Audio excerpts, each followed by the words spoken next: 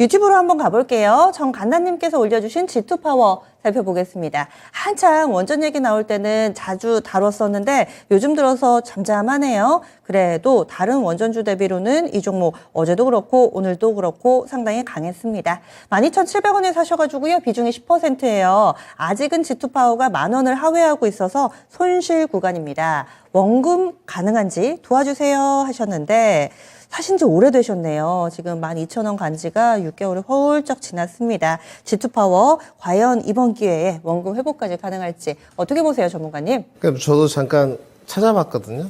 전문가 종목을 다 알고 있지만 이제 계속적으로 이슈라든지 어떤 공사 수주 계약이라든지 공시라든지 이런 걸 좀 확인해야 되니까. 그러니까 G2파워가 원전 관련된 종목이 맞습니다. 근데 요즘에 원전이 좀 우리 시청자분들 아시겠지만 좀 약간 시원찮죠. 그러니까 그 현 정부 들어서면서 이 원전에 대한 정책 자체가 좀 스탠스가 변화가 됐죠. 약간 탈원전에서 조금 그런 분위기가 기조가 좀 바뀌었던. 그러면서 이제 저도 그때 그렇게 이런 말씀을 드렸습니다. 현 정권이 있는 한은 원전은 좀 부각되지 않겠느냐. 정책적 기조를 쉽게 바꿀 수는 없으니까. 그래서 처음에는 막 좋았어요. 폴란드 수주 소식이라든지 입찰 의향서라든지 이거 들어갔고, 한국의 그 기술력들이 건설 경력도 있고 원전에 대한 또 소형 원전 모듈도 좀 있는 쪽이고, 그래서 퍼포먼스가 좀 좋았는데 우선은 지금 그 차트 나가시는 거 한번 보시죠. 그 두산 에너빌리티거든요. 대장주가 두산 에너빌리티라고 생각하시는데 그렇게 반론을 크게 제시할 분은 없는 것 같아요. 두산 에너빌리티 자체는 여러 가지 조금 모멘텀이라든지 메리트가 좀 있는 게 있거든요. 그런데 일단 대장주가 그렇게 퍼포먼스가 지금 못 나오고 박스권에 좀 갇혔어요. 15,000원 하단, 상단 18,000원. 지금 이게 몇 개월째 횡보거든요. 그러면 결국은 원전 관련된 종목들은 원전의 정책적 기조보다는 나오는 뉴스 플로우에 좀 더 크게 반응한다. 이렇게 판단을 해야 될 것 같거든요. 그래서 주가는 제가 봤을 때 조정을 많이 받았으니까 이 종목은 실적을 중점적으로 해서 판단하기보다는 실적이 거의 없어요. 300억대 매출이기 때문에. 여기 자체는 원전이라기보다는 수배전과 어떤 감시 시스템 모델이 있던가 이런 거 있지 않습니까? 태양광 발전소를 하는데 설계 제작 따지면 감시를 하는 이런 쪽이 좀 더 가까워요. 그래서 완전히 원전이라고 하기에도 무리수가 있습니다. 원전 관련된 종목으로 묶여 있구나. 자리는 지금 좋아가지고요. 굳이 손절로 대응할 필요는 없을 것 같은데. 자, 오늘 거래량이 이제 430만 주입니다. 그럼 우리 기술적으로 좀 가보죠. 기술적인 게 중요한 건 아니지만, 뉴스플로우는 정리가 됐으니까. 여기는 회사가 적자 기업은 아니었으니까, 발행주식수가 1,800만 주, 유동주식수가 1,000만 주. 이게 딱 적당한 정도거든요. 2,000만 주. 그러면 거래량이 지금 유동주식수가 1,000만 주가 있으니까, 오늘 430만 주 터졌는데, 6% 움직였지 않습니까?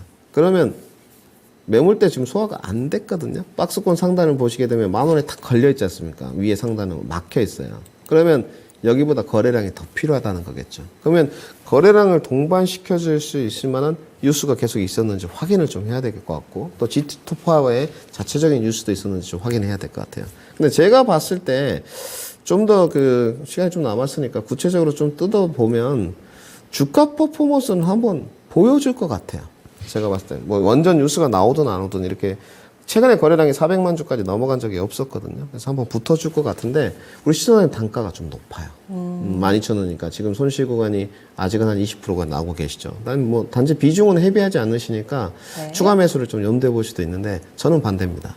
왜냐면 원전 뉴스가 요즘은 너무 안 나오는 것 같아요. 그리고 원전 뉴스가 나왔을 때 우리가 보는 연속성, 지속성 측면에서 계속 작년 예전과 같은 퍼포먼스를 보여줄까? 그래 보이진 않아요.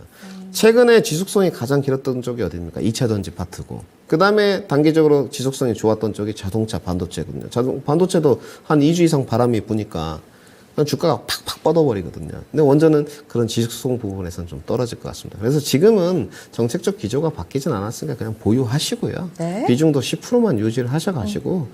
글쎄요, 예전 같은 퍼포먼스는 어렵다고 좀 보여집니다. 그러니까 대장주인 에너빌리티가 움직이더라도 다른 종목들은 그냥 리바운드 정도. 그래서 저는 좀 높은 단가에 사셨으니까 기술적인 부분은 메리트가 있습니다만은 많이 가면 솔직히 말씀드려서 13,500원 정도로 보이거든요. 근데 거기까지 이제 갈 것이다 생각하고 좀 보유하기에는 리스크할 것 같아요. 그래서 저는 12,000원 정도부터 12,700원 정도 오면 레인지 범위로 포트 교체 의견을 드리도록 하겠습니다. 그래도 원금 회복 정도 그 부분까지는 일단은 좀 열어둡니다. 그래서 G2파워 맞습니다.